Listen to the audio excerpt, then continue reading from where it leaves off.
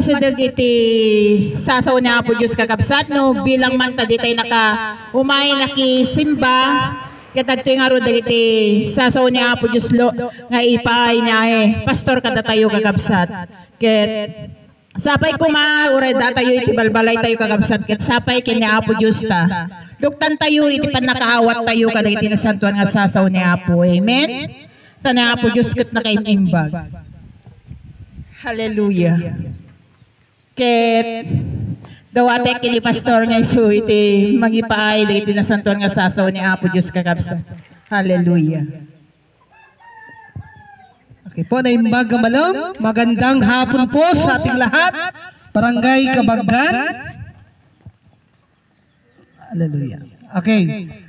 Manaydayaw iti Apo, purihin po ang ating Panginoon. Muli ay tayo po ay makakapangaral ng salita ng Diyos sa hapong ito at binigyan tayo ng Diyos sa magandang panahon na hindi umuulan. Talagang niloob ng Panginoon at plano ng Diyos na makapakarinig tayo ng salita ng Diyos na sabi kanina, kung hindi ka man nakapag-church kanina, pumunta sa simbahan, ngayon yung pagkakataon na tayo po ay makaparinig ng salita ng Diyos. Amen? Dahil ang ating pagparito ay hindi po upang alokin kayo ng reliyon, ng sekta o ng grupo, kundi naparito po tayo upang malaman natin na tayong mga tao ay minamahal ng ating Panginoong Hesukristo. Amen? Yun lang ang purpose. Dahil lang sa pag-ibig ng ating Diyos sa pamagitan ni Hesukristo, kung bakit po marami pong may mga nangangaral po ng salita ng Diyos sa hapong ito.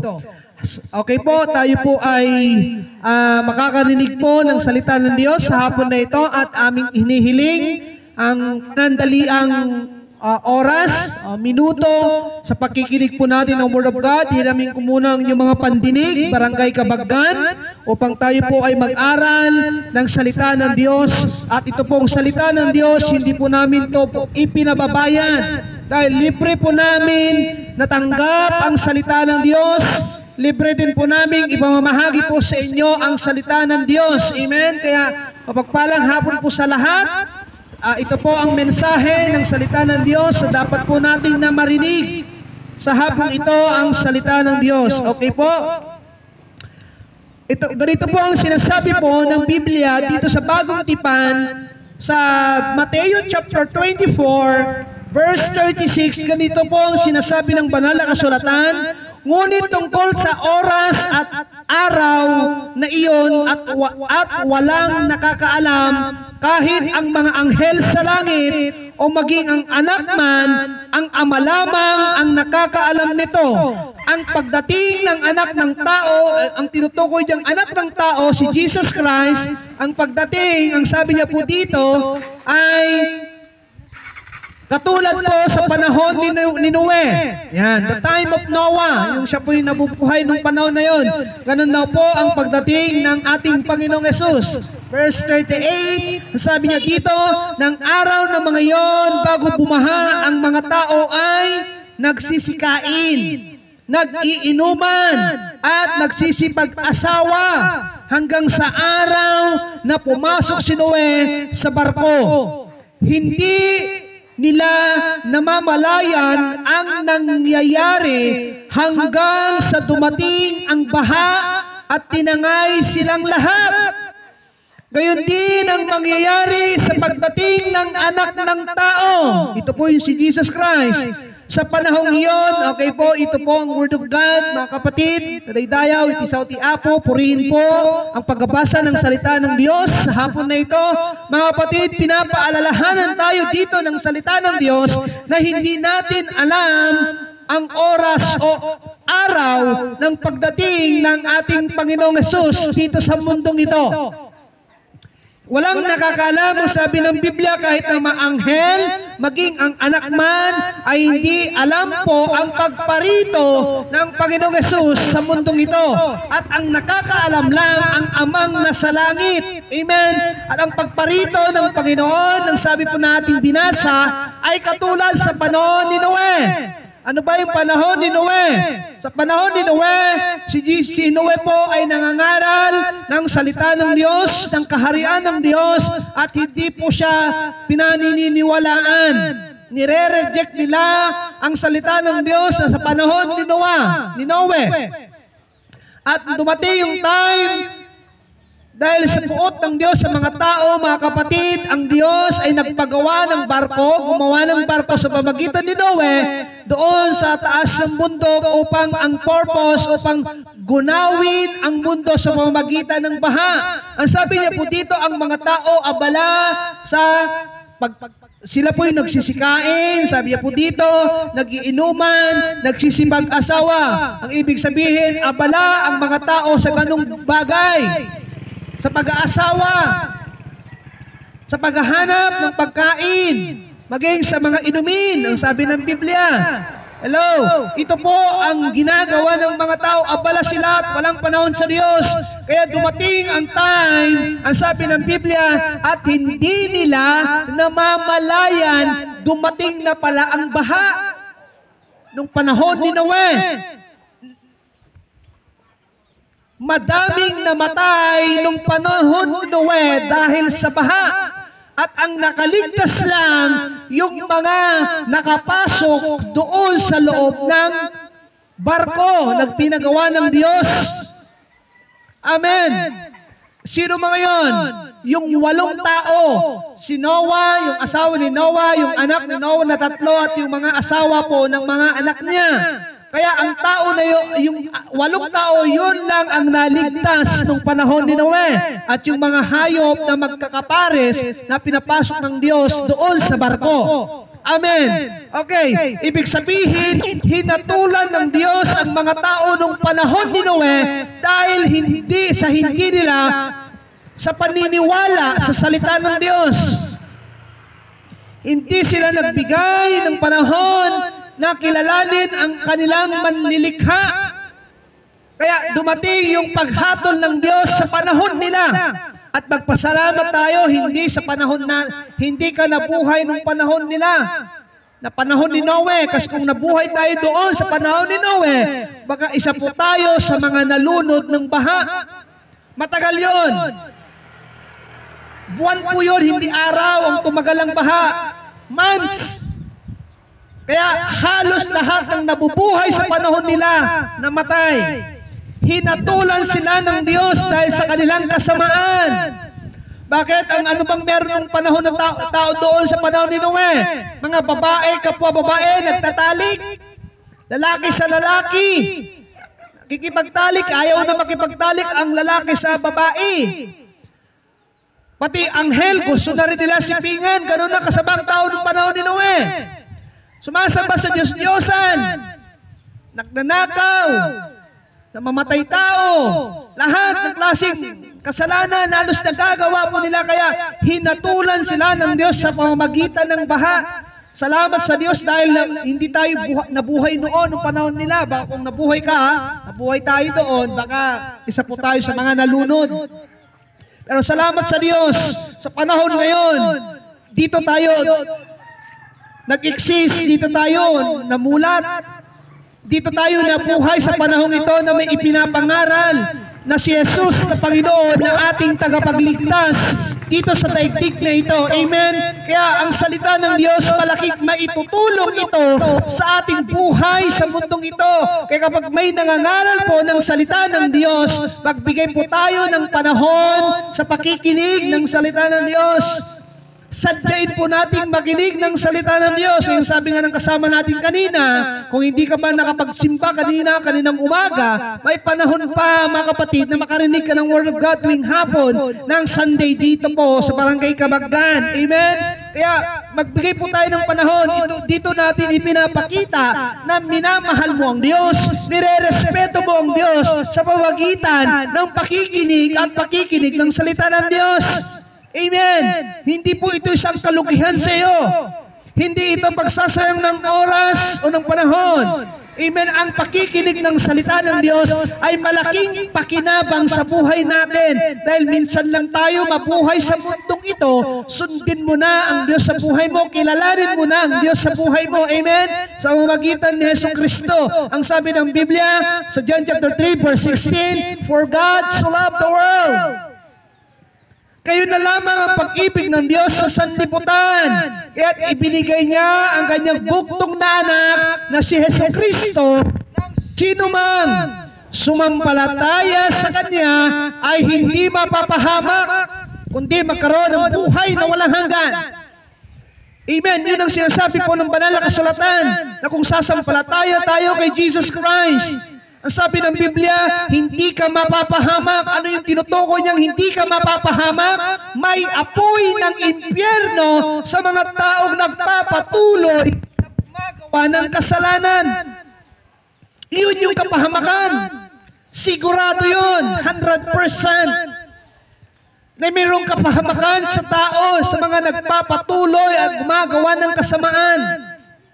Kaya naparito si Jesus para sa iyo, para sa atin, na gumagawa ng kasalanan upang tumalikod, pagsisihan ng mga kasalanang ginagawa natin sa mundong ito. Amen. Dahil sabi ng Biblia, Romans 6:23, ang kabayaran ng kasalanan ay kamatayan. Ngunit ang libreng kaloob ng Diyos, buhay na walang hanggan sa pamamagitan ni Jesucristo na ating Panginoon. Tingnan niyo po, ang kabayaran na ang ginawa ng tao sa kasalanan, ano yun? Paggawa natin ng kasalanan, ng kabayaran, kamatayan. Ang ibig sabihin, separate from God. Nahiwalay siya sa Diyos. May religion siya, pero hiwalay siya sa Diyos. Hiwalay siya sa Diyos. Hello! Ang gusto na, ang nais ng Diyos sa ating mga tao, ayusin natin yung relasyon natin sa Diyos. Tumapit tayo, magbalik loob tayo sa Diyos.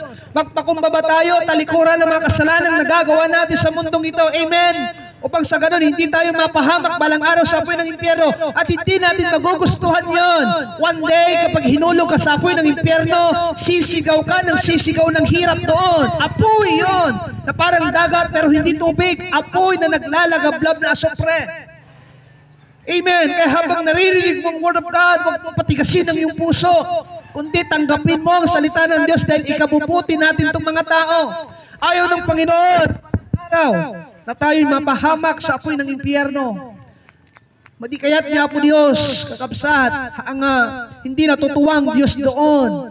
Amen. Ang gusto ng Diyos, magbalik loob tayo sa Kanya. Isuko mo ang buhay mo sa Kanya. Sumampalataya ka sa Kanya. Amen. Dahil sabi ng Biblia sa Romans chapter 10, verse 9 at verse 10, sumampalataya tayo sa ating puso. Ang sabi ng Romans chapter 3, verse 10, ng chapter 10, verse 10, ng Romans, ang sabi po doon, gusto ko pong basahin po sa inyo, ang sinasabi po dito sa banal na kasulatan, sapagkat sumasampalataya ang tao sa pamamagitan ng kanyang puso at sa gayon ay itinuturing na matuwid ng Diyos. Nagpapahayag naman siya sa pamamagitan ng kanyang bibig at sa gayon ay naliligtas. Tingnan niyo po, sa pamamagitan ng puso. Gamitin mo ang puso mo sa pagsampalataya sa ating Panginoong Jesucristo. Doon ka sumampalataya kay Jesus Christ. Yung puso mo, sampalatayanan mo siya, tanggapin mo siya, paghariin mo siya sa buhay mo, sa puso mo. Ang sabi ng Biblia, maliligtas ka. Magiging matuwid ka sa harapan ng Diyos, magsuko ka ng buhay. Ipagkatiwala mo sa Diyos ang iyong buhay. Dahil ang buhay naman natin hindi tatagal ng mahabang panahon ng mga libu-libong taon, hindi po. Baka after 5 years, wala ka na sa mundong ito. O after 1 year nga lang. After 5 years, 10, 15, 20 years, baka wala na tayo sa mundong yun. 30 years, baka wala na 40, 50 years. Kaya pag binubuhay ka ng Diyos, kilalanin mo siya. Dahil kung hindi mo kinilala si Jesus, hindi mo tinanggap si Jesus sa buhay mo, may apoy ng impyerno. Mapapahamak tayo, magdurusa tayo ng habang panahon. Ito ang sinasabi ng banal na kasulatan. Kaya paniwalaan natin, sampalatayanan natin ang salita ng Diyos. Amen. Dahil ikabubuti natin ito. Amen po ba? Magsawa na tayo sa kagawa ng kasalanan. Pagsawaan mo na yun. At Huwag mo nang gawin muli kasi hindi matutuwa ang Diyos sa buhay natin. Hello! Ang Diyos makapangyarihan sa lahat. Alam niya ang nangyayari sa buhay natin mga tao. Alam niya kung paano tayo niloloko ni Satanas sa mundong ito. Pinaglalaruan ni Satanas. Kinokontrol ni Satanas. Alam ng Diyos yon. Kaya ang salita ng Diyos na naririnig mo, mahal ka niya para gusto niyang umalikod ka sa kasalanan mo. Pagsisihan mo ang kasalanan mo. Kabuhian mo na ang kasalanan mo dahil mapapahamak tayo dito. Amen. Hello. Barangay Kabagan, mahal ka ng Diyos. Lahat ng nakatira dito sa barangay na ito, mahal ng Diyos. Nais siyang ibuhos ang pagmamahal ng Diyos sa iyong puso. Ipadalo yung pagmamahal sa iyo at sa iyong mahal sa buhay, sa iyong pamilya, sa iyong mga kamag-anak. Nais ng Diyos, paguhin ka niya. Nais ng Diyos, ialis ka mula doon sa kadiliman na ginagawa ni Satanas na kasamaan. Amen. Hallelujah. Kaya mga kapatid, katulad po sa ating binasa kanina, sabi po doon sa panahon ni Noe, ang mga tao hindi nila namalaya, nandyan na palang baha. Halos lahat ng tao sa panahon ni Noe namatay dahil nalunod sila sa baha. Kahit magaling ka maglangoy, lumangoy nung panahon na yon, mamamatay ka pa rin. Bakit? Ilang buwan yun? Ilang months? Months po yun. Yung baha na ganun na dumating sa panahon nila. Kaya maraming namatay. Hinatulan sila ng Diyos. Bakit? Wala silang panahon sa Diyos. Wala silang panahon sa pakikinig ng salita ng Diyos. Nire-reject nila ang Diyos sa manlilikhas ng lahat ng bagay. Kaya salamat sa Panginoon. Dahil may naririnig. Hallelujah. Magpasalamat tayo sa Diyos. Dahil gumagamit ang Diyos ng mga tao pang ipangaral sa iyo, iparating sa iyo ang salita ng Diyos. Amen. Ito yung panahon na kailangan mo ng sumampalataya kay Jesus. Kapag sumampalataya kay Jesus, siyempre, kailangan mo isuko ang buhay mo. Talikuran mo ang mga masasamang gawa mo. Ang mga kasalanan na ginagawa mo, talikuran mo, pagsisihan natin. Kakasunod ka sa Diyos. Pero kung hindi ka tatalikod sa kasalanan mo, hindi mo kayang sumunod sa Diyos dahil ang Diyos banal. Tayong mga tao makasalanan, hindi pwedeng magsama, hindi maaaring magsama ang kasalanan at ang kabanalan. Hindi po. Hindi maaaring magsama ang mabuti at masama. Hindi po. Tayong mga tao masama. Pero ang Diyos banal, hindi maaaring magsama. Pero kung kapag isusuko mo ang buhay mo sa Kanya,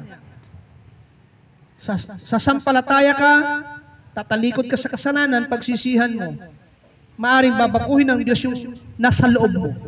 Tatanggalin niya yung kasamaan na nandyan sa loob nating mga tao. Yung sinful in nature. Pag tinanggal ng Diyos yan, at naghari ang Diyos sa buhay mo, doon lang maaaring magsama ang Diyos at ang tao. Bakit? Pareho na sila. Magkauri na sila. Bakit? Ipapartake ng Diyos, ibabahagi ng Diyos yung buhay niya sa iyo. Yan ang sinasabi ni Jesus sa John chapter 10 verse 10, na parito si Jesus para magbigay ng buhay. Yung buhay na taglay ni Jesus, buhay yan ng langit. Eternal life. Buhay ng Diyos ng Amang nasa langit. Yung taglay na buhay ni Jesus, yan yung nais niyang ibigay sa iyo. Amen. Inaalok ka sa buhay nito. At kung wala ka nito balang araw, hindi tayo makakapasok sa kaharian ng langit dahil walang buhay ni Jesus. May apoy ng impyerno naghihintay sa mga taong walang panahon sa Diyos, mang hindi sumampalataya, tumalikod sa kasalanan. Amen. Kaya salamat sa Diyos. May naririnig ka. Mahal ka ng Diyos, kaibigan. Mahal ka ng Diyos. Huwag mong sayangin ang buhay mo sa paggawa lamang ng kasalanan. Mga walang kabuluhan sa mundong ito, huwag mong sayangin ang buhay mo, kundi ibalik mo, magbalik loob pa sa Diyos. Pahalagan mo yung ginawa ni Jesus Christ sa krus ng Kalbaryo. Nag-alay siya ng buhay para sa iyo. Huwag mong baliwalain yon. Pahalagahan mo yon. Minahal ka niya. Tignan nyo imbis ikaw yung mapako sa krus dahil gumagawa ka ng kasalanan, si Jesus ang gumawa para sa iyo. Kaya huwag mong sayangin yung buhay na natitira sa iyo sa buhay natin ngayon. Hindi natin alam ang araw ng bukas, sabi ng Biblia. Kung buhay pa ba tayo sa araw ng bukas o sa mga susunod na linggo, susunod na buwan, susunod na taon, hindi natin alam ang araw ng bukas. Sabihin mo ngayon, malakas ka ngayon, pero hindi mo alam kung sa mga susunod na araw kung malakas ka pa rin ba. Amen. Kaya habang binubuhay ka ng Diyos, kilalanin mo siya. Binibigyan ka ng Diyos ng pagkakataon na tumalikod sa kasalanan at kilalanin mo si Jesus bilang Panginoon. Matuto tayo, mag-aral tayo kay Jesus Christ. Amen. Magiging matuwid ang buhay mo doon sa palatayanan mo siya. Si Jesus mismo yung pinako sa krus. Siya mismo, kilalanin mo habang nabubuhay ka. Kasi kapag wala ka ng buhay, wala nang hiningayan, hindi mo na siya makikilala. May apoy ng impyerno na naghihintay sa atin dahil sa kasalanan. Amen. Lahat ng tao naman talagang mawawala sa mundong ito. Mabuti, masama, mawawala talaga eh. Yan yung nakatakda sa tao. Yes, na-appoint ang tao na talagang minsan lang mamatay. Sabi ng Hebrew 9:27, talagang mamamatay ang tao. Pero habang binubuhay ka ng Diyos, kilalanin mo siya. Dahil kung hindi mo siya kinilala, mayroong pagdurusa balang araw ang apoy ng impyerno. Dito nga lang, tignan niyo po, nagsisimula ng tag-init. Yung season ng init. Ang dami nagre-reklamo, nagpudot, di ba? Aglinglingan tayo sa sobrang pudot, di ba? Di pa natin nararanasan yung peak talaga ng grabing init sa mga susunod na araw. Talagang magre-reklamo ka. Kaya kawawa yung mga may high blood. Kayo mga may high blood, inom ng tubig. Yung tag-init, delikado. Amen. Hello, alam niyo naman ba yung sakit na high blood? Tridor yan, di ba? Tridor yung sakit ng high blood na sinasabi nila. How much pa sa apoy ng impyerno? Buong katawan mo, mahuhulog doon, sisigaw ka talaga doon. Walang pinipili doon, mahirap mayaman. Walang pinipili mo ang impyerno, wala.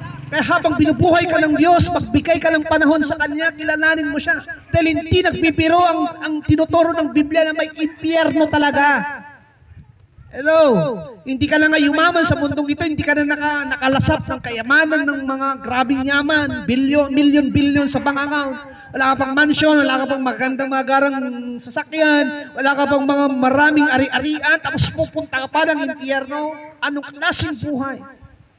Kaya habang nabubuhay ka ngayon, kahit hindi ka man yumaman sa mundong ito, kilalanin mo siya, sasalatayanan mo siya, one day makakaiwas ka sa apoy ng impyerno. Amen. Magiging maayos ang buhay mo dito. Bakit? Magsusupply ang Diyos sa iyo ng kapayapaan, ng kagalakan. Tingnan mo, ang tao kapag may hawak ng pera, anong pakiramdam ng tao? Iba, trabaho siya, pagkatapos siya magtrabaho, sasahod siya, di ba? Sahuran.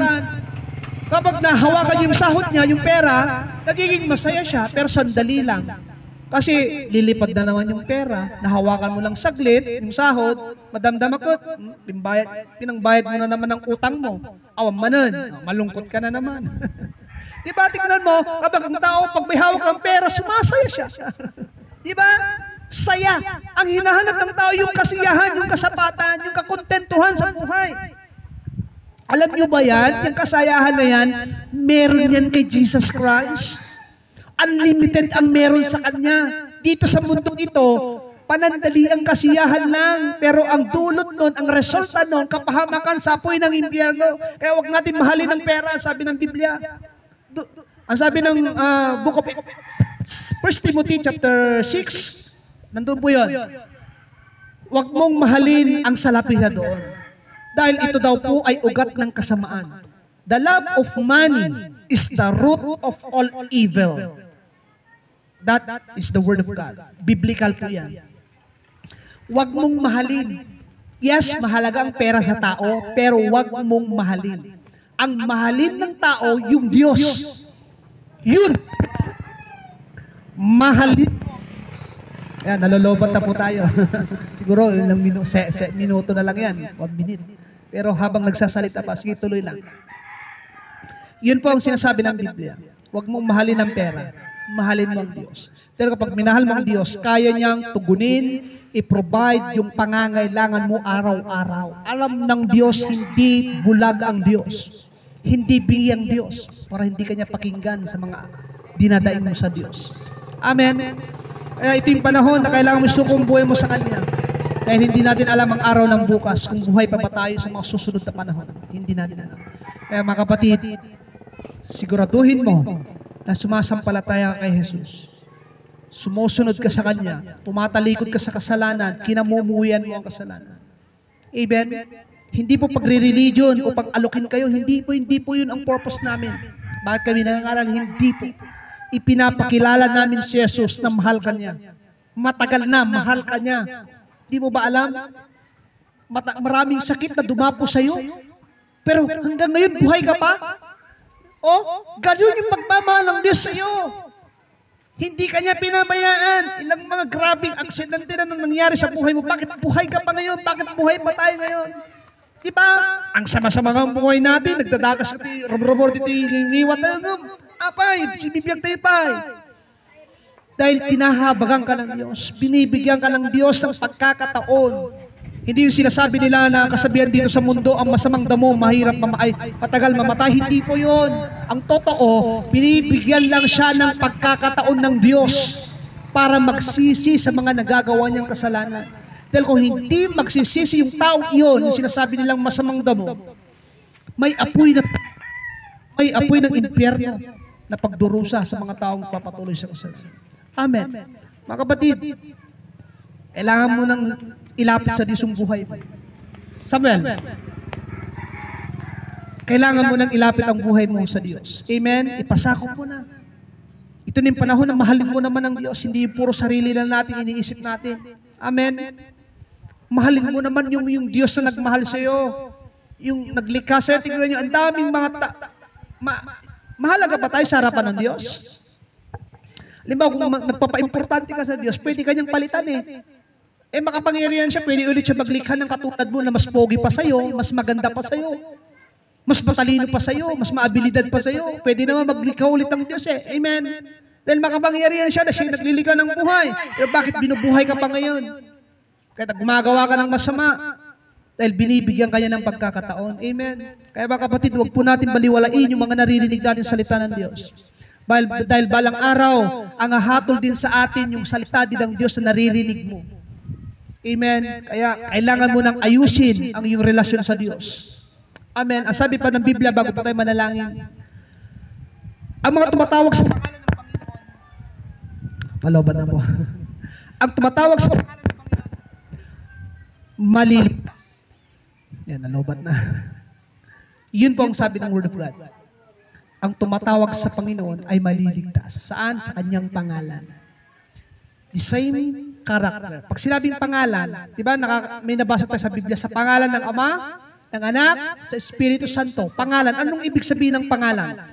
Name denotes character. Yung character ng Diyos, maging character mo rin. Yung ugali ng Diyos, maging ugali mo din. Amen po ba? Yun yung ibig sabihin ng name. Sa pangalan ng Ama, ng Anak, ng Espiritu Santo. Sa English, in the name of the Father, and the Son, and the Holy Spirit. Iyon, palobat na po tayo. Yun po yung meaning po nun. Amen? Yung name, yung pangalan ng Ama, ng Anak, ng Espiritu. Ika-karakter mo. Kung ang Diyos mahabagin, dapat maging mahabagin ka din sa kapwa mo. Kung ang Diyos mapagmahal, dapat mapagmahal ka din sa kapwa mo. Amen? Hindi mo sinisiraan. Amen po ba? Yun po yung ibig sabihin. Yung prayer na ginagawa natin, ika-karakter mo dito sa lupa para matuwa ang Diyos sa iyo. Amen? Opo, ganun talaga. Ganun ang sinasabi ng Biblia. Kaya mga kapatid, salamat po sa inyong pagbibigay panahon sa pakikinig ng Word of God. Nawa, hanapin po natin ang salita ng Diyos. Amen? Dahil darating ang panahon, hihintong hininga natin, hindi mo na maririnig ang Word of God. Kaya habang binubuhay ka ng Diyos, sulitin mo. Kasi wala namang bayad. From day one, mula nung nagsimula kami dito, nanghingi po ba kami ng pera sa inyo? Hindi. Pinabayad ba kayo? Hindi po. Pagmamahal ng Diyos itong nangyayari ngayon. Kaya kung minamahal ka ng Diyos, mag-response ka. Amen. Hindi naman yung pwede yung mahal ka niya, pero hindi mo siya mahal. Di ba? Mas maganda yung minahal ka ng Diyos, mag-reply ka, mag-response ka, mahalin mo din dapat siya para patas. Amen. Ang hirap naman yung mahal ka niya, hindi mo naman mahal. Hello. Dapat patas. Amen. Minahal ka ng Diyos, binuhay ka ng Diyos, pinagat ka ng Diyos sa mga sakit mo, pinunubay ng Diyos yung mga pangangailangan mo araw-araw. Mahalin mo naman ng Diyos.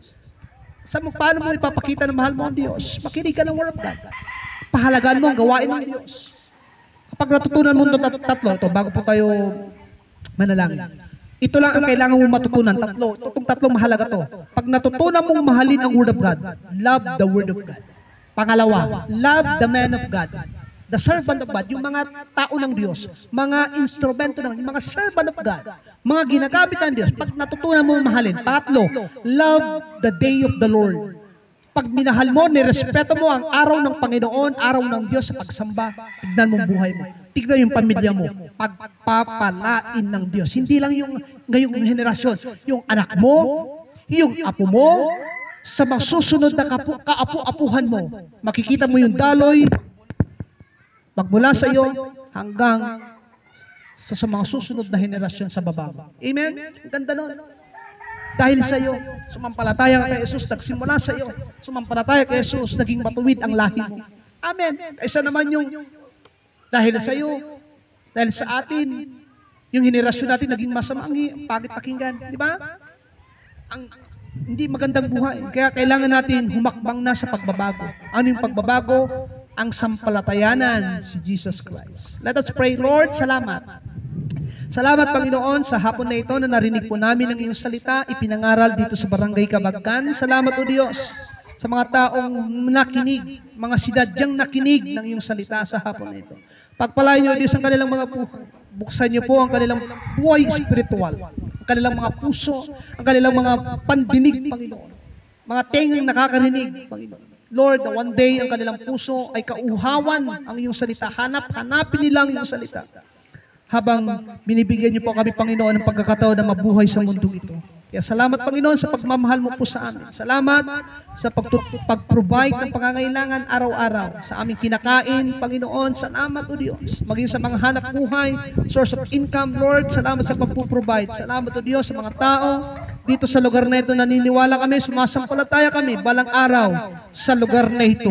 May mga uusbot, mga taong matuwid na tumatawag sa pangalan mo, Panginoon. Salamat, O Diyos. Pinupuri ka namin, dinadakila sa pangalan ni Jesus. Amen. Magandang hapon po sa ating lahat. God bless po. Nawa ay next time, mag-invite po tayo. Amen. Wala naman pong bayad. God bless po.